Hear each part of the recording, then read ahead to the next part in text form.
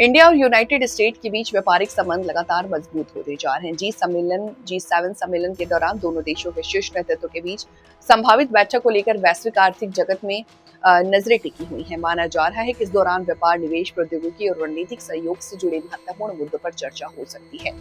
भारत और अमेरिका दुनिया की दो बड़ी लोकतांत्रिक शक्तियां हैं। दोनों देशों के बीच पिछले एक दशक से आर्थिक संबंधों में उल्लेखनीय वृद्धि हुई। द्विपक्षीय लगातार नए रिकॉर्ड बना रहा। अमेरिका भारत का प्रमुख व्यापारिक साझेदार है, जबकि भारत भी अमेरिका कंपनियों के लिए एक बड़ा बाजार बनकर उभरा है। हालांकि व्यापारिक संबंधों में कई मुद्दे ऐसे हैं जिन पर अभी सहमति बनाना कम बाकी है। इसमें आयात शुल्क, कृषि उत्पादों की पहुंच, डिजिटल व्यापार, बौद्धिक संपदा अधिकार, सेवा क्षेत्र में जुड़े नियम शामिल हैं।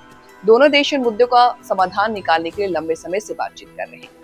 विशेषज्ञों के अनुसार यदि प्रस्तावित व्यापार समझौते का पहला चरण सफलतापूर्वक पूरा हो जाता है तो दोनों देशों के उद्योग और निवेशकों को लाभ होगा। भारत को नई तकनीक, विदेशी निवेश, रोजगार सृजन के अवसर मिलेंगे, जबकि अमेरिका कंपनियों को भारतीय बाजार में अधिक पहुंच प्राप्त होगा। भारत और अमेरिका केवल व्यापारिक साझेदार ही नहीं बल्कि रणनीतिक सहयोगी भी हैं। रक्षा, अंतरिक्ष, साइबर सुरक्षा, सेमीकंडक्टर निर्माण, कृत्रिम बुद्धिमत्ता जैसे क्षेत्रों में दोनों देशों के बीच सहयोग तेजी से बढ़ा।